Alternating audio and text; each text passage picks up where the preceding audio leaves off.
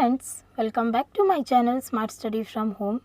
Friends, हम लोग government accounting पढ़ रहे थे, जो कि सीएमए फाइनल का पेपर 17 कॉर्पोरेट फाइनेंशियल रिपोर्टिंग का एक पार्ट है। इनफैक्ट 25 मार्क्स का क्वेश्चन गवर्नमेंट अकाउंटिंग से ही आता है, इसीलिए हम लोग ये चैप्टर स्टार्ट किए हैं।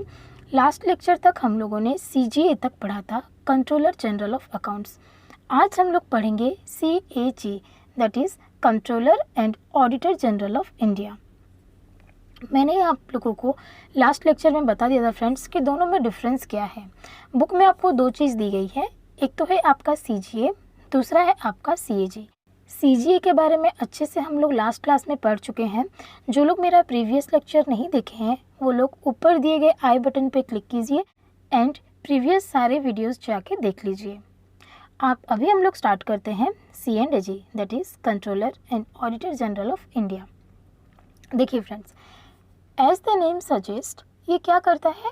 ऑडिट करता है। ठीक है, इंडिया का कोई रिप्रेजेंटेटिव है, कोई अपॉइंटेड पर्सन है जो क्या करेगा? ऑडिट करेगा। नाम से तो हमें इतना ही पता चल रहा है, जैसे कि CGA के नाम से, कंट्रोलर जनरल ऑफ अकाउंट्स के नाम से हमें पता चलता था कि वो अकाउंट्स रिलेटेड कुछ होगा, वो गवर्नमेंट ऑफ इंडिया का अकाउंट्स मेंटेन करता है। वैसे ही C&AG, controller and auditor general of India, क्या करता है? गवर्नमेंट ऑफ इंडिया का जो अकाउंट्स बनता है उसको वो ऑडिट करता है। बुक में आपको CAG के बारे में ये सारे डिटेल्स दी गई है, दिख रहा है आपको फ्रेंड्स? ये जो लंबे पैराग्राफ्स में दिया गया है, इसके बाद आपको रोल्स, फंक्शंस एंड उसके ड्यूटीज ये सब दिए गए हैं। तो आज हम लोग कम्प्लीटली C&AG के बारे में पढ़ेंगे। C&AG क्या होता है, उसके रूल्स क्या है, ड्यूटीज़ क्या है, फंक्शन क्या है, सब कुछ हम लोग कवर अप करेंगे। लेकिन उससे पहले आपको ये जो बुक में दिया है इतनी सारी चीज़, वो क्या है एक बार देख लीजिए। देखिए फ्रेंड्स, हम लोग पढ़ेंगे C&AG के बारे में। देखिए, अगर मैं आपको नॉर्मल टर्म में बताऊं कि C&AG क्या होता है, C&AG एक बॉडी है, एक पर्सन है जिसको अपॉइंट करता है प्रेसिडेंट ऑफ इंडिया। ठीक है, इंडिया का जो प्रेसिडेंट है फ्रेंड्स, वो C&AG को अपॉइंट करता है। 6 साल के लिए अपॉइंट किया जाता है। एंड कौन से आर्टिकल के तहत किया जाता है? हमारे इंडियन कॉन्स्टिट्यूशन के आर्टिकल 148 के अंडर में C&AG को अपॉइंट किया जाता है। ठीक है, ये समझे। अभी बोलो C&AG का काम क्या है? C&AG क्या करता है फ्रेंड्स? हमारा जो यूनियन गवर्नमेंट है, जो कि central, state and local authority and हमारा जो गवर्नमेंट है friends, central government, state government and union territories with legislature, जिसका लेजिस्लेचर है। ठीक है, ये सब का अकाउंट जितना भी मेंटेन होता है उसको क्या करता है? ऑडिट करता है। ये आपका पहला चीज़ है। दूसरा चीज़ है, कोई भी ऑर्गेनाइजेशन, कोई भी कंपनीज जिसको गवर्नमेंट ने फाइनेंस किया है, ठीक है, उसको फाइनेंस प्रोवाइड किया है, उसका भी ऑडिट CAG कर सकता है। या फिर कोई कंपनीज, PSUs, ऑर्गेनाइजेशन जहाँ पे गवर्नमेंट 51% या फिर उससे ज़्यादा इक्विटी होल्ड करता है, वोटिंग राइट्स होल्ड करता है, उसको भी C&AG ऑडिट कर सकता है। ठीक है, तो C&AG जो है वो किसको किसको ऑडिट करेगा? गवर्नमेंट को तो करेगा, आपका सेंटर, स्टेट एंड UT, ये 3 गवर्नमेंट को तो वो करेगा ही करेगा। साथ ही साथ ऐसे ऑर्गेनाइजेशन जहाँ पे गवर्नमेंट का इक्विटी राइट है 51% और मोर, या फिर जो से ऑर्गेनाइजेशन किससे फाइनेंस्ड हुआ है? गवर्नमेंट ऑफ इंडिया के कंसोलिडेटेड फंड से, जिसको लोन दिया गया है, जिसको फाइनेंस किया गया है, वो लोग का भी ऑडिट C&AG करेगा। ठीक है, तो ये जो बुक में फर्स्ट पैराग्राफ दिया है फ्रेंड्स, ये टोटली इसी के बारे में दिया गया है। ठीक है, एक बार रीड कर लो। The controller and auditor general of India is an authority established by the Constitution under Constitution of India Part B Chapter V Sub Part 78 Article 140। ठीक है, तो आपको एग्जाम में एक लाइन मेंशन करना है बस कि ये किस आर्टिकल के तहत ये बना गया है? आर्टिकल 148। क्लियर है? उसके बाद क्या लिखा गया? Who audits all receipts and expenditure of the government of India and the state government including those of bodies and authorities substantially financed by the government. ठीक है, ये लाइन को अंडरलाइन करो, क्या क्या लिखा है, किसको किसको ऑडिट करेगा? सारे receipt and payment of government of India, state government including those bodies and authorities, जिसको कौन फाइनेंस किया है? गवर्नमेंट फाइनेंस किया है। उसके बाद the CAG is also the external auditor of government owned corporation. ठीक है, गवर्नमेंट जिसको ओन किया है, जो कॉरपोरेशन को, उसका भी ऑडिट करेगा। supplemented of government companies, any non-banking, non-insurance company in which union government has equity share, और जहाँ पे गवर्नमेंट का इक्विटी शेयर हो 50% और मोर, और subsidiary companies of existing government companies. Controller and auditor general is the guardian और caretaker of the nation purpose. ठीक है, ऑब्वियसली गवर्नमेंट जो भी खर्चा कर रहा है वो पब्लिक के हित में कर रहा है या नहीं, ये देखना किसका काम है, CNDG का काम है, वो उसको अच्छे से ऑडिट करेगा. ठीक है, he is appointed by the President of India for a tenure of 6 years. ठीक है, कौन अपॉइंट करता है friends, President of India appoint करता है 6 years के लिए. ओके, तो अगर आपको CNDG के बारे में कुछ भी पूछता है एग्जाम्स में, CNDG क्या है, उसका रूल्स क्या है, उसका रोल क्या है, सॉरी उसका फंक्शन क्या है, उसका ड्यूटीज़ क्या है, ठीक है, ये सब चीज़ अगर आपको पूछा जाता है तो पहले तो आपको CNDG के बारे में 2 मार्क पहले लिखना पड़ेगा, 4 मार्क्स का भी आ सकता है. पहले तो आप लिखेंगे, क्या लिखेंगे, आपको बस ये फर्स्ट पैराग्राफ लिखना है फ्रेंड्स. ठीक है, सेकंड और थर्ड में क्रॉस मार्क करती हूँ, अगर आपको मन करे तो पढ़ना, मन ना करे तो मत पढ़ना, लेकिन कोई मतलब नहीं है, हिस्ट्री दिया है. ठीक है, लेकिन आपको पढ़ना क्या है, ये फर्स्ट पैराग्राफ इंपॉर्टेंट है, इसको आप लोग स्टार मार्क कर सकते हैं. ठीक है, अगर एग्जाम में आता है तो आपको लिखना है CNDG stands for controller and auditor general of India. ठीक है, इसको प्रेसिडेंट अपॉइंट करता है 6 साल के लिए, और आर्टिकल 148 के तहत इसको प्रेसिडेंट अपॉइंट करता है. इसका काम क्या है, central government, state government, UT with legislature का ऑडिट करना, प्लस कंपनीज जहाँ पे गवर्नमेंट 51% या उससे ज़्यादा का इक्विटी होल्ड करता है, या फिर जिसको गवर्नमेंट ने फाइनेंस दिया है. ठीक है, ये 3 लोगों को वो क्या करता है, ऑडिट करता है CNDG. ठीक है, अगर आपको शॉर्ट में लिखना है तो आपको बस इतना ही लिखना है, टू द पॉइंट लिखना है एंड मार्क गेन करना है. ओके, आगे देखो, इसके बाद दिया है the constitution of India has instituted the British system of responsible government in India. सब हिस्ट्री दिया है, आई डोंट थिंक मैं मेरे टाइम में नहीं पढ़ी थी, और ये सब पढ़ के कोई फ़ायदा भी नहीं है. अगर रीड करना है आपको कॉन्फिडेंस के लिए तो आप एक बार रीड कर सकते हैं. ओके, अभी आगे आइए, role function duties of the controller and auditor general. अभी हम लोग देखेंगे role function duties of CNDG. ठीक है, देखो बोलोगे मैम ये सब चीज़ कहाँ पे दिया गया है. फ्रेंड्स, ये जो role function and duties describe किया गया है ना, ये CNDG एक्ट है. CNDG एक्ट 1971 है, उसके अंडर में आपको दिया गया है. ठीक है, तो यहाँ हम लोग टोटल 12 पॉइंट्स पढ़ेंगे, आपके रोल फंक्शन एंड ड्यूटीज़ में टोटल 12 पॉइंट्स पढ़ेंगे, और सारा कुछ हम इसी लेक्चर में कवर अप करेंगे. ठीक है, देखिए पहला पॉइंट क्या दिया है, controller and auditor general to compile accounts of union and states. यहाँ पे 2 टर्म दिया है आपको, पहला है आपका कंपाइलेशन ऑफ अकाउंट्स, दूसरा है आपका कीपिंग ऑफ अकाउंट्स. ठीक है, मैं आपको पूरी थ्योरीज तो रीड नहीं कर सकती, लेकिन मैं आपको बता दे रही हूँ कि इसके अंदर में क्या दिया गया है. देखिए फ्रेंड्स, CNDG क्या करता है, देखो पहले मैंने आपको बताया क्या CGA के बारे में. CGA क्या करता है, कंट्रोलर जनरल ऑफ अकाउंट्स होता, वो क्या करता था, सारा अकाउंट्स मेंटेन करता था. Pay and account officers, principal accounts officers से उसके पास जितने भी कागजात जाते थे, जितने भी डॉक्यूमेंट्स जाते थे स्टेट गवर्नमेंट के, उसका वो क्या करता था, मर्ज करके कंसोलिडेट करके गवर्नमेंट ऑफ इंडिया का अकाउंट्स बनाता था. ठीक है, अभी क्या होगा, स्टेट का, यूटीज़ का एंड सेंट्रल गवर्नमेंट का जो भी अकाउंट्स बना है वो किसको दिया जाएगा, CNDG को दिया जाएगा, क्योंकि अकाउंट्स बन चुका है, अभी उसको ऑडिट करना है. तो CNDG का जो पहला रिस्पॉन्सिबिलिटी, वो क्या करेगा, पहले वो कलेक्ट करेगा ना, और कलेक्ट करने के बाद तो उसको ऑडिट करेगा. तो उसका पहला काम है कंपाइलेशन ऑफ अकाउंट्स. कंपाइलेशन मतलब टुगेदर, ठीक है, साथ में रखना. तो वो क्या करेगा, union government, state government, union territory with legislature, ये सबका अकाउंट्स को कंपाइल करेगा, मतलब टुगेदर, साथ में पहले इकट्ठा करेगा, उसके बाद उसको कीपिंग द अकाउंट्स मतलब उसको वो रखेगा अच्छे से. ठीक है, तो उसको पहले कलेक्शन करेगा, फिर उसको अच्छे से रखेगा, तभी तो ऑडिट करेगा ना, एग्जामिन करेगा अच्छे से. पहले उसको कंपाइल करना है, फिर उसको कीप करना है. ठीक है, उसके बाद दिया गया है आपको नीचे 2-3 पॉइंट देखने को मिलेंगे, वहाँ पे वो लिखा है अगर सेंट्रल गवर्नमेंट चाहे, ठीक है, सेंट्रल गवर्नमेंट का किसके पास जाएगा, प्रेसिडेंट के पास पावर है. तो अगर प्रेसिडेंट चाहे तो वो क्या कर सकता है, विथ कंसल्टेशन विथ CNDG. ठीक है, CNDG के साथ कंसल्ट करके वो उसको पावर दे सकता है कि आपको बुक्स ऑफ अकाउंट्स कंपाइल करने की ज़रूरत नहीं है यूनियन गवर्नमेंट की, या फिर उसको कीप करने की ज़रूरत नहीं है. या फिर अगर स्टेट का हेड कौन है, governor of the state, governor of the state चाहे तो वो भी CNDG के कंसल्टेशन में उसको बोल सकता है कि आपको स्टेट का जो अकाउंट्स है उसको कंपाइल करने की ज़रूरत नहीं है या फिर कीप करने की ज़रूरत नहीं है, लेकिन स्टेट गवर्नर जब ये ऑर्डर देगा तब उसको प्रेसिडेंट का अप्रूवल चाहिए, ठीक है। तो पहले वो प्रेसिडेंट से अप्रूवल लेगा, उसके बाद वो सीएनडीजी के साथ कंसल्ट करके बोल सकता है कि आपको कंपाइल करने या कीप करने की ज़रूरत नहीं है, या फिर कुछ स्पेसिफिक चीज़ें बोल सकता है कि आप ये रिकॉर्ड मेंटेन करो एंड ये रिकॉर्ड को आप स्किप कर सकते हो, ठीक है। तो अगर यूनियन गवर्नमेंट और स्टेट गवर्नमेंट चाहे तो उसको ऑर्डर भी दे सकते हैं। क्लियर है? तो आपको पहला पॉइंट में यही चीज़ दिया गया है। मैं एक बार आपको ओवरऑली रीड करके बता दे रही हूँ सो दैट आपको कॉन्फिडेंस आएगा, just because of your confidence. Otherwise ये वाला थ्योरी बहुत ईजी है।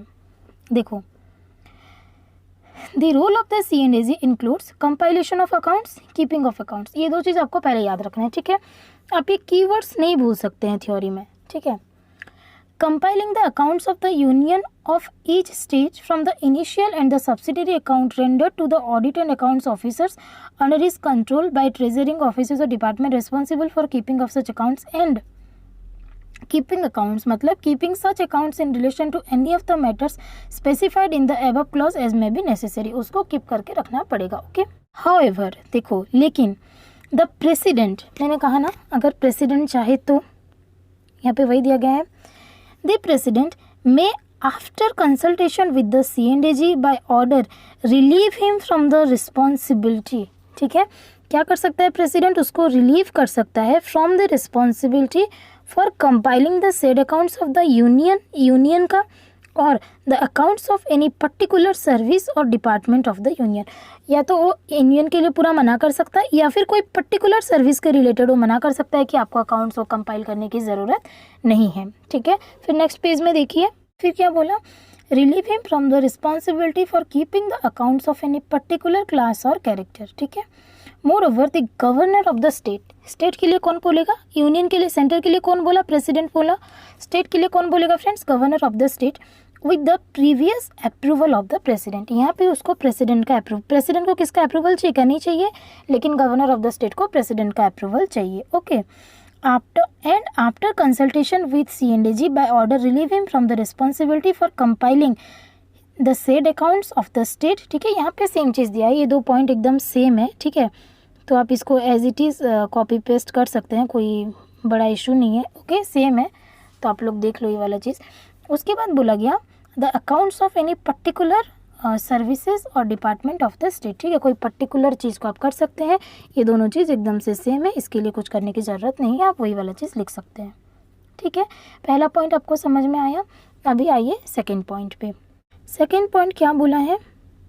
सेकेंड पॉइंट बोलता है controller and auditor general to prepare and submit accounts to the president, governor of state and administration of the union territories having legislative assemblies. देखो, अभी क्या करेगा CNDG का नेक्स्ट वर्क है, पहले तो क्या करेगा? कंपाइल किया एंड उसको रखा, सेट करके उसको अच्छे से रखा।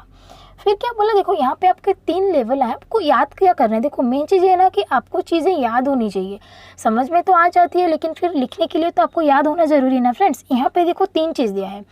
एक तो दिया है यूनियन का चीज़ जिसका हेड है प्रेसिडेंट, दूसरा है आपका स्टेट का चीज़ जिसको बोला गया है governor of the state, and तीसरा है आपका यूनियन टेरिटरीज विथ लेजिस्लेचर जहाँ पे बोला गया है एडमिनिस्ट्रेटर, ठीक है। तो यहाँ पे आपको 3 वर्ड देखने को मिल रहे हैं, वो 3 वर्ड आपको याद करना पड़ेगा। प्रेसिडेंट वाला, ठीक है, दूसरा है governor of the state and तीसरा है आपका administrator of the union territories, ठीक है। 3 वर्ड आपको देखना पड़ रहा है। तो ये 3 लोगों को क्या करेगा? अभी अपना अकाउंट सबमिट करेगा, जो उसने बनाया है, जो उसने कलेक्ट किया है। जैसे यूनियन का प्रेसिडेंट को दे दिया, स्टेट का गवर्नर ऑफ द स्टेट को दे दिया, एंड जो यूनियन टेरिटरीज का है वो administrator of the union territories को दे दिया, ठीक है। ये चीज़ क्लियर है? वही चीज़ बोला है the controller and auditor general shall from the account compiled by him और बाय द गवर्नमेंट और any other person responsible in that behalf prepare in each year account showing under the respective head the annual receipt and disbursement for the purpose of the union of each state and each union territory having a legislative assembly, and shall submit those accounts to the president or the governor of the state or administrator of the union territories having a legislative assembly as the case may be on our behalf such date as may be with the concurrence of the government concerned determined, ठीक है। देखो वही चीज़ बोला गया है accounts में वो क्या देगा, कितना रिसिप्ट हुआ है और कितना डिसबर्समेंट हुआ है विथ रिस्पेक्ट टू आपका यूनियन का, स्टेट का एंड ड्यूटी विथ लेजिस्लेचर का, वो रेस्पेक्टिव लोगों को दे देगा। ठीक है, ये चीज़ उसको करना है। फिर यहाँ पे आपका सेम चीज़ यहाँ पे रिपीट हुआ है फ्रेंड्स, आप लोग रीड कर सकते हैं। यहाँ पे फिर से सेम चीज़ दिया है। क्या दिया है, अगर प्रेसिडेंट चाहे तो यूनियन गवर्नमेंट के रिलेटेड उसको जो अकाउंट्स देना है उसके लिए उसको रिलीफ दे सकता है। अगर गवर्नर चाहे तो उसको रिलीफ दे सकता है, but with prior approval of the president. लेकिन जो administrator of the union territories है वो नहीं दे सकता उसको कोई भी पावर। अगर यूटी रिलेटेड कुछ चीज़ों को रिलीफ देना है तो उसका पावर भी प्रेसिडेंट के पास ही है। अगर प्रेसिडेंट चाहे तो यूनियन प्लस यूनियन टेरिटरीज दोनों के लिए उसको रिलीफ दे सकता है, लेकिन स्टेट के लिए गवर्नर ऑफ द स्टेट दे सकता है with prior approval of the president. ठीक है, तो यही चीज़ दिया गया है, आप लोग रीड कर लेना थोड़ा सा। That is, the president may, after consultation with the C&AG by order, relieve him from the responsibility for the preparation and submission of the accounts। ठीक है, यहाँ पे वो चाहे तो उसको रिलीफ दे सकता है for the union and union territories. ठीक है, ये वाला चीज़ इंपॉर्टेंट है, union and union territories with legislature. Further the governor of state with the prior approval of the president and after consultation with the submission of the accounts relating to annual receipt and disbursement for the purpose of the state. Governor of the state चाहे तो state के लिए वो दे सकता है। ठीक है, तो यहाँ पे आपका दो चीज़ आ गया। क्लियर है, दो पॉइंट समझ में आया। पहले आपको बोला कीपिंग करना है, बुक्स को कंपाइल करना है एंड कीपिंग करना है, और अगर यूनियन गवर्नमेंट जो कि आपका प्रेसिडेंट है या फिर गवर्नर ऑफ द स्टेट चाहे तो उसको रिलीफ दे सकते हैं, लेकिन गवर्नर ऑफ द स्टेट को प्रायर अप्रूवल लेना पड़ेगा, किससे, प्रेसिडेंट ऑफ इंडिया से। सेकेंड में बोला गया कि उसको जो अकाउंट्स मेंटेन क्या है उसको देना पड़ेगा, किसको देना पड़ेगा, रिस्पेक्टिव स्टेट के जो हेड है, रिस्पेक्टिव सेंटर के जो हेड है, प्रेसिडेंट को, गवर्नर ऑफ द स्टेट को and administrator of the union territory को देना पड़ेगा। यहाँ पे भी उनको पावर दिया गया है कि वो लोग उसको रिलीफ दे सकते हैं। दो चीज़ क्लियर हुआ। थर्ड में देखो, controller and auditor general to give information and render assistant to the union and state. यहाँ पे बस एक ही लाइन है फ्रेंड्स, कुछ ज़्यादा नहीं है। यहाँ पे बोला गया है कि अगर आपका जो प्रेसिडेंट है, गवर्नर ऑफ द स्टेट है, या फिर जो administration of the union territories with legislature है, ये तीन वर्ड को एकदम से याद कर लीजिए। ठीक है, president for the centre and governor of the state for the state and administrator for the union territories with legislature. ठीक है, अगर इनको कोई असिस्टेंस चाहिए, ठीक है, अगर इनको कोई हेल्प चाहिए तो C&AG उनको असिस्ट करेगा in maintaining their financial accounts. Clear है, वही चीज़ दिया गया, आप लोग पढ़ लेना। That is as the case may be such information as may from time to time require and render such assistant in the preparation of their annual financial statement as they may reasonably ask for. अगर वो लोग बोलेंगे तो उनका annual financial statement बनाने में C&AG क्या करेगा फ्रेंड्स, हेल्प करेगा। क्लियर है ये चीज़। इसके बाद देखो 4 पॉइंट में बोला general provision regarding to audit. अभी तक क्या देखा हम लोगों ने, अभी तक हम लोगों ने अकाउंट्स के बारे में देखा कि वो कलेक्ट करेगा, कंपाइल करेगा, कीपिंग करेगा, देन प्रोवाइड करेगा, और अगर कुछ असिस्टेंट चाहिए अकाउंट्स मेंटेन करने में, एनुअल फाइनेंशियल स्टेटमेंट मेंटेन करने में, तो वो असिस्ट करेगा। पहला 3 पॉइंट क्लियर है। अभी आइए आप ऑडिट पार्ट में कि वो ऑडिट कैसे कैसे करेगा। देखो, general provision regarding to audit, देखिए,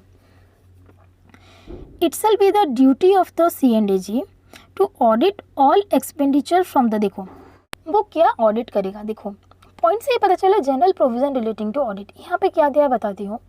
यहाँ पे बोला है कि वो क्या क्या ऑडिट करेगा। देखो, गवर्नमेंट ऑफ इंडिया का जो अकाउंट्स है, 3 अकाउंट मेंटेन करते हैं, हम लोगों ने पढ़ चुका है। क्या क्या मेंटेन करता था, consolidated fund, public accounts and contingency fund, और इसका आर्टिकल क्या था 266, 1, 2 एंड 267। ठीक है, ये 3 आर्टिकल थे। तो ये जो यूनियन गवर्नमेंट, हमारा जो सेंटर मेंटेन करता है, गवर्नमेंट ऑफ इंडिया का ये 3 अकाउंट है, तो इसको तो ऑडिट करना बनता है, उसका मेन काम है ये तीनों चीज़ को ऑडिट करना।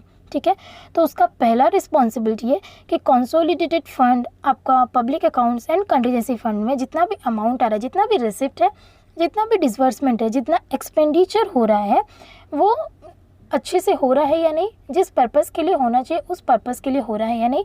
एंड आपको पता है, हम लोगों ने पढ़ा था, कंसोलिडेटेड फंड से अगर कोई पैसा निकाला जा रहा है खर्चे के लिए तो पहले पार्लियामेंट का अप्रूवल चाहिए।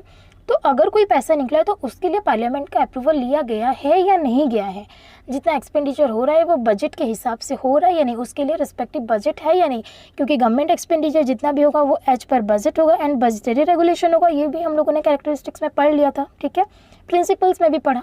तो सारी चीज़ें अकॉर्डिंगली हो रहा है या नहीं, ये ऑडिट करेगा CNDG। तो ये उसका पहला ऑडिट का रूल है, ठीक है। उसके बाद क्या करेगा, जितनी भी कंपनीज़ हैं, ठीक है, जिसको गवर्नमेंट फाइनेंस किया है या फिर जहाँ पे गवर्नमेंट का होल्डिंग है 51% या फिर मोर, उनका भी अकाउंट्स को वो ऑडिट करेगा कि उनके जो फाइनेंशियल ट्रांजैक्शंस हो रहे हैं वो पब्लिक के फर में हो रहे हैं या अगेंस्ट में हो रहे हैं, ठीक है। तो वो सारी चीज़ें वो ऑडिट करेगा। वही चीज़ के बारे में यहाँ पे दिया गया है, देखो, controller and auditor general to audit all expenditure from the consolidated fund of India, ठीक है। क्या बोला गया, all expenditure from the consolidated fund of India, ठीक है, सारे expenditure from the consolidated fund of India of each state and of each union territory having a legislature assembly, and to ascertain whether the money shown in the accounts has been disbursed ever legally available, ठीक है, वो क्या होना चाहिए, legally होना चाहिए, and application to the service or purpose to when they have been applied or discharged, and whether the expenditure conforms to the authority which govern it, to audit all the transaction of the union, state and state to contingency fund and public account, ठीक है। तो वो 3 चीज़ का करेगा, किसका consolidated fund का करेगा, contingency fund का करेगा एंड पब्लिक अकाउंट्स का करेगा, ठीक है। To audit all trading, manufacturing, PL and balance sheet and other subsidiary accounts kept in any department of the union और the state and each case to report on the expenditure transaction और accounts audited by him, ठीक है। 4th point समझ में आया कि audit वो क्या क्या चीज़ का करेगा, वही के बारे में दिया गया है। अभी देखिए 5th पॉइंट। 5th में आप लोग पढ़ेंगे audit of receipt and expenditure of bodies और authorities substantially finance from the union और स्टेट रेवेन्यू। ये भी मैंने आपको बता ही दिया है 4th पॉइंट पे।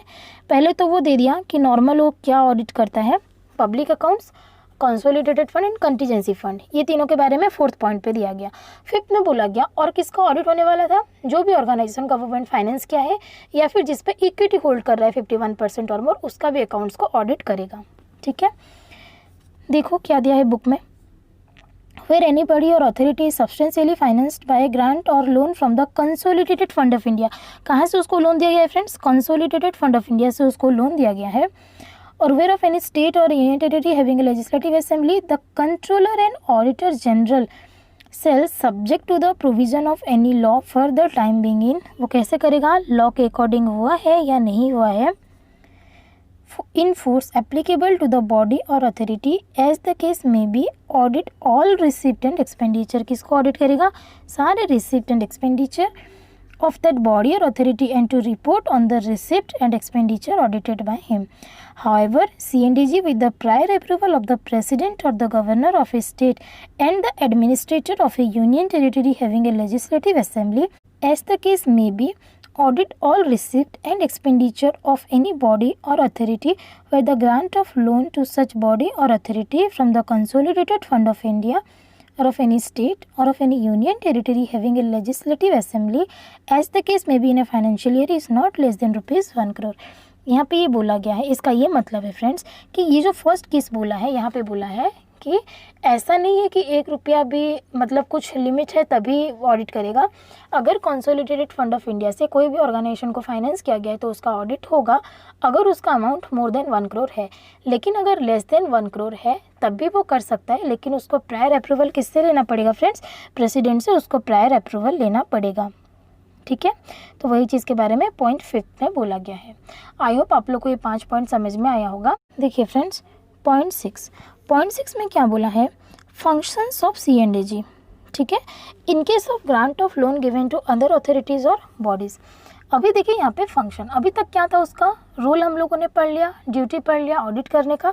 अभी देखो उसका फंक्शन क्या है, बोला देखो where any grant or loan is given for any specific purpose for the consolidated fund of India or of any state or UT to any authority or body not being a foreign state or international organization, the CNDG shall scrutinize। वो क्या करेगा, देखो यहाँ पे आपको कुछ कुछ की पॉइंट्स याद करना पड़ेगा। पहला चीज़ यहाँ पे आया स्क्रूटिनाइज, वो क्या करेगा, स्क्रूटिनाइज करेगा। the process by which the sanctioning authority satisfies itself as to the fulfillment of the conditions subject to which such grant or loan were given। ऐसा कौन सा कंडीशन हुआ जो उसने सेटिस्फाई किया जिसकी वजह से कंसोलिडेटेड फंड से उनको लोन ग्रांट किया गया, ये चीज़ वो पहले देखेगा। For this purpose C&AG shall have the right, अभी उसको ये चीज़ जानकारी लेने के लिए उसको उसके बुक्स ऑफ अकाउंट्स चाहिए होंगे, ठीक है, तो उसके पास राइट है। किसके पास? C&AG के पास राइट है।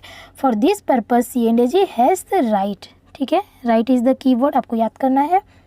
After giving reasonable prior notice to the books and accounts of that authority और बॉडी, जिस भी अथॉरिटी या बॉडी को कंसोलिडेटेड फंड ऑफ इंडिया से फाइनेंस किया गया है उसके बुक्स ऑफ अकाउंट्स को एक्सेस कर सकता है कौन? C&AG। लेकिन उसको पहले आपको बताना पड़ेगा कि मुझे आपका बुक्स ऑफ अकाउंट्स चाहिए, कि ऐसा आपके बुक्स ऑफ अकाउंट्स में क्या है, आपका फाइनेंशियल पोजीशन क्या है, आप लोग ऐसा क्या काम करते हैं जो आपको कंसोलिडेटेड फंड ऑफ इंडिया से आपको फाइनेंस किया गया है, ठीक है, तो ये उसका पहला फंक्शन है, ठीक है। फिर देखो, however the president, the governor of the state and the administrator, फिर से 3 पॉइंट आ गया फ्रेंड्स, देखिए, ठीक है। As the case may be where he is of the opinion that it is necessary to do so in the public interest by order, relieves the C&AG after consultation with him from making any such scrutiny in respect of any body or authority receiving such grant or loan, ठीक है। लेकिन अगर ऐसा हुआ कि president को या फिर जो हमारा गवर्नर ऑफ द स्टेट है या फिर जो एडमिनिस्ट्रेटर है यूटी का, उनको ऐसा लगता है कि ये सारी चीज़ें स्क्रूटनी ना होना, ठीक है, C&AG का चेक ना करना पब्लिक के इंटरेस्ट में है, पब्लिक को नहीं पता चलना चाहिए, ठीक है।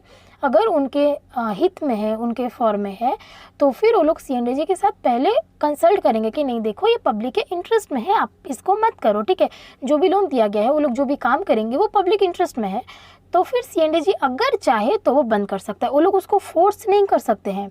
प्रेसिडेंट C&AG को अपॉइंट जरूर कर सकता है फ्रेंड्स, लेकिन उसको रिमूव नहीं कर सकता है, उसका पावर प्रेसिडेंट को नहीं दिया गया है। अगर वो गवर्नमेंट के अंडर में काम करेगा तो फिर तो गवर्नमेंट का कुछ स्कैम निकाल ही नहीं सकता है ना, तो बस उसको गवर्नमेंट प्राइम मिनिस्टर के कंसिडरेशन पे, रिकमेंडेशन पे प्रेसिडेंट उसको अपॉइंट करता है, लेकिन उसको निकाल नहीं सकता है। वो ये चीज़ आप अच्छे से याद रखना, उसको निकाल नहीं सकता है। वो लोग क्या करेंगे, प्रेसिडेंट खुद C&AG को बस कंसल्ट करेंगे कि देखो ये पब्लिक इंटरेस्ट में है, अगर C&AG माना तो ठीक है, नहीं माना तो वो कर सकता है, उसके पास पावर है। From making any such scrutiny in respect of any body और अथॉरिटी रिसीविंग सच ग्रांट और लोन। इसके बाद जो दिया है ये पैराग्राफ मेरे हिसाब से आपको पढ़ने की ज़रूरत नहीं है, लिखने की ज़रूरत नहीं है।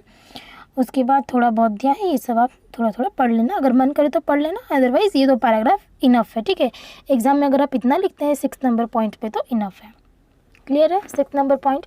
उसके बाद 7th में देखिए, audit of receipt of union और स्टेट, ठीक है, तो ये सब चीज़ें अभी थोड़ा थोड़ा दिया है, बहुत ईजी है। 7 नंबर पॉइंट देखिए क्या बोला, audit of receipt of union और स्टेट। नाम से ही पता चल रहा है यूनियन और स्टेट का जितना भी रिसिप्ट है उसको क्या करेगा फ्रेंड्स, ऑडिट करेगा। It shall be the duty of the C&AG to all receipt to audit all receipt which are payable into the consolidated fund of India and each state and of each union territory having a legislative assembly and to satisfy himself that, ठीक है, audit करेगा and satisfy क्या करेगा, that the rules and procedure in that behalf are designed to secure an effective check on the assessment, collection and proper allocation of revenue and are being duly observed and to make for this purpose such examination of the accounts as he thinks fit report thereon, ठीक है। तो ये चीज़ बोला है, आप लोग थोड़ा पढ़ लेना कि उसको देखना है कि जितना भी रिसिप्ट हुआ है वो as per rules as per regulation होना चाहिए, कंसोलिडेटेड फंड में कुछ भी स्कैम नहीं होना चाहिए। फिर बोला audit of accounts of store and stock, government का जो भी स्टोर एंड स्टॉक है उसको वो ऑडिट करेगा। C&AG shall have authority to audit and report on the accounts of stores and stock kept in any office or department of the union or state, union और state के office में जितने भी accounts होंगे, stocks होंगे, उसको audit करने का उसके पास राइट्स है। फिर क्या बोला, power of C&AG in connection with the audit of accounts, बहुत बहुत इंपॉर्टेंट है, एग्जाम में बहुत बार पूछा गया और ये सिंगल पॉइंट बहुत बार पूछता है, ठीक है। इसको प्लीज़ आप लोग स्टार मार्क कीजिए फ्रेंड्स, ये बहुत इंपॉर्टेंट है और एग्जाम में डायरेक्ट इसी चीज़ को पूछ देता है, ठीक है। कभी कभी शॉर्ट नोट्स में आपका 4 मार्क्स का भी डाल देता है, ठीक है। तो देखिए क्या क्या पावर है उसके पास, क्या पावर है, देखो पहला पावर है क्या है देखो, to inspect any office of accounts under the control of the union or the state including treasuries and such offices responsible for keeping of initial or subsidiary accounts as submit accounts to him। जहाँ पे भी accounts keep होता है, जहाँ पे भी accounts बनता है, तो वो उस ऑफिस को वो क्या कर सकते हैं फ्रेंड्स, इंस्पेक्ट कर सकते हैं, उनका पहला पावर है।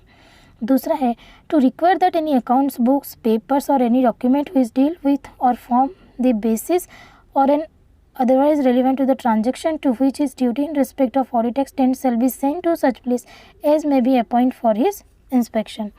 उसको अगर कोई अकाउंट चाहिए इंस्पेक्शन के लिए तो वो भी ला सकता है। टू पुट सच क्वेश्चन और make such observation as may be consider necessary to the person in charge of the office and to call for such information as he may require for the preparation of any accounts or report which is duty to prepare। उसका duty जो भी है, जो भी accounts prepare करने का उसका duty है, उसके लिए अगर कुछ क्वेश्चन पूछना चाहे टू पुट सच क्वेश्चन, वैसे वो कुछ भी क्वेश्चन पूछ सकता है या फिर कुछ भी ऑब्जर्वेशन कर सकता है एज ही में कंसिडर नेसेसरी, अगर उसको नेसेसरी लगा, to the person in charge of the office. किसको पूछेगा, PIC, person in charge of the office. Office के जो भी पर्सन इन चार्ज होंगे उनको कोई भी क्वेश्चन पूछ सकता है, कोई भी ऑब्जर्वेशन कर सकता है, अगर उसको ज़रूरी लगा वो to prepare the financial accounts, और अगर उसको ऑडिट करने के लिए ज़रूरी लगा तो वो क्वेश्चन भी पूछ सकता है। ठीक है, the person in charge of any office और डिपार्टमेंट। ठीक है, अभी पर्सन इन चार्ज का ड्यूटी क्या है, जिसका भी पर्सन इन चार्ज है, जो भी ऑफिस या डिपार्टमेंट का जिसका अकाउंट्स का इंस्पेक्शन होने जा रहा है या फिर ऑडिट होने जा रहा है, वो क्या करेगा फ्रेंड्स, वो CNDG को क्या करेगा, सारी फैसिलिटीज़ देगा फॉर सच इंस्पेक्शन। इंस्पेक्शन के लिए वो सारी फैसिलिटीज़ देगा and comply with request for information is as complete a form as possible and with all reasonable expedition. वो उसको सारा फैसिलिटीज़ देगा सो दैट CNDG को कोई भी प्रॉब्लम्स ना हो उसको इंस्पेक्ट करने में या फिर उसको ऑडिट करने में। ठीक है, तो ये PIC का रोल है। तो आपको समझ में आया, ये चीज़ सेपरेट भी देता है और लॉन्ग में भी देता है। एक्चुअली जो पावर एंड ड्यूटी है ना, ये एक बार में 12 कभी भी नहीं पूछेगा, क्योंकि लिखने में भी काफ़ी टाइम लगेगा, तो ये छोटा छोटा नोट्स करके पूछता है और कभी कभी 8 मार्क्स का डाल देगा। CNDG क्या है उसका पावर लिखो, CNDG क्या है उसका फंक्शन लिखो। ठीक है, तो आपको यहाँ पे तोड़ तोड़ के लिखना है कि पावर पूछो तो पावर लिखना है, ड्यूटी पूछो तो क्या पूछा है आपको वो चीज़ लिखना है। You should answer to the point as per the demand of the question. Question में जो डिमांड क्या है आपको वो लिखना है। ठीक है, उसके बाद देखो audit of government companies and corporation. Next point क्या है, audit of government companies and corporation. यहाँ पे क्या बोला देखिए, the duties and power of the CNDG to the audit of the accounts of government companies shall be performed and exercised by him according to the provision of the Companies Act. Duties and power of the CNDG in relation to the audit of the accounts of the corporation established by under law made by the Parliament shall be performed and exercised by him in accordance with the provisions of the respective legislation। ये सब लिखने का ज़रूरत नहीं है, cancel करो इसे।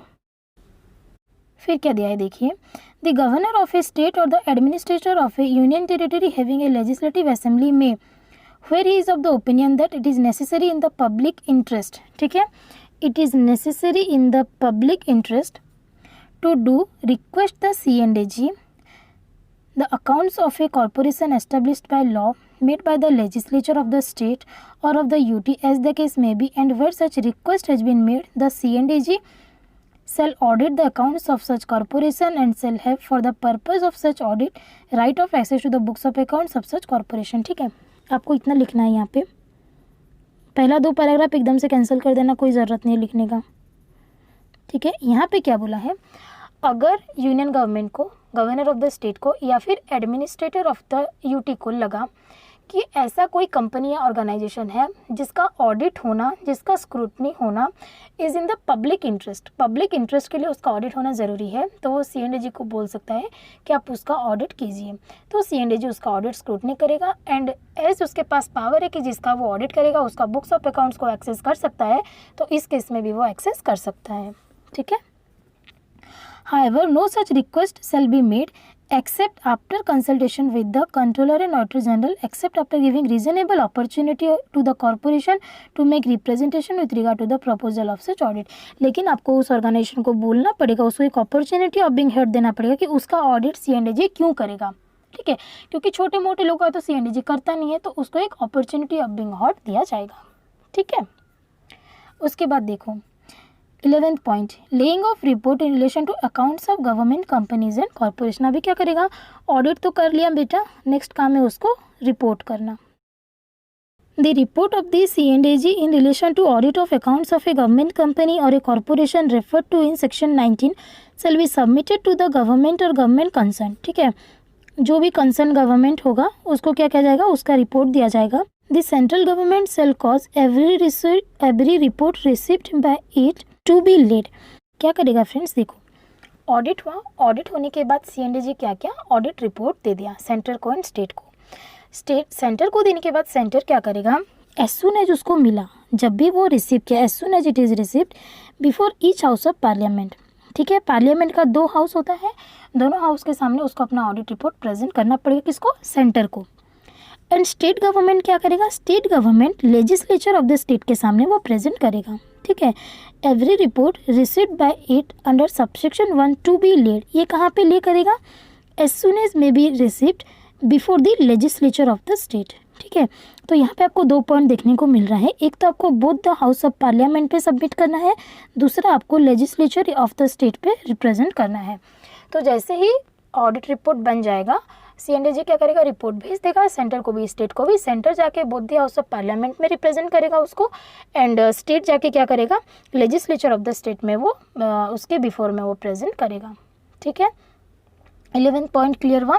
उसके बाद the last one is audit of accounts of certain authorities और बॉडीज। फिर the audit of accounts of any body और authority has not been entrusted to the C&AG by or under any law made by the parliament, he shall if requested so to do by the president or the governor of a state or administrator of a union territory having a legislative assembly, as the case may be, undertake the audit of the accounts of such body or authority on such terms and conditions as may be agreed upon between him and the concerned government, and shall have for the purpose of such audit right of access to the books of accounts of that body or authority। however no such request shall be made except after consultation with the C&AG। ठीक है, तो यहाँ पे और कुछ भी नहीं बोला गया है, आप पढ़ के ही समझ में आएगा, बोला गया है कि अगर ऐसा बॉडी और कॉर्पोरेशन है जिसका ऑडिट करना C&AG का काम नहीं है, लेकिन अगर सेंटर में या फिर गवर्नर ऑफ द स्टेट या फिर एडमिनिस्ट्रेटर ऑफ द यूटी उसको बोलते हैं कि आप उसका ऑडिट करो, तो वो कर सकता है, एंड ऑडिट करने के लिए उसका बुक्स ऑफ अकाउंट्स को भी वो एक्सेस कर सकता है। ठीक है, इफ़ रिक्वेस्टेड, की पॉइंट यहाँ पे इफ़ रिक्वेस्टेड, ठीक है, undertake the audit of the accounts of such body or authority on the terms and condition as may be agreed upon between him and the concerned government, and shall have for the purpose of such audit right of access to the books of accounts of that body or authority। ठीक है, तो ये चीज़ें आपको लिखनी है यहाँ पे, क्लियर है। तो यहाँ पे आपका 12 पॉइंट आके ख़त्म होता है फ्रेंड्स।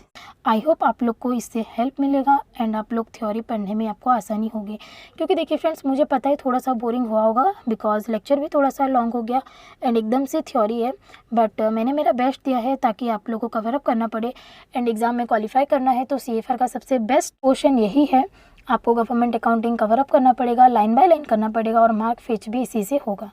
ठीक है फ्रेंड्स, तो नेक्स्ट क्लास में हम लोग पढ़ेंगे पब्लिक अकाउंट्स कमेटी एंड उसके बाद हम लोग IGAS जो इंडियन गवर्नमेंट अकाउंटिंग स्टैंडर्ड है वो स्टार्ट करेंगे।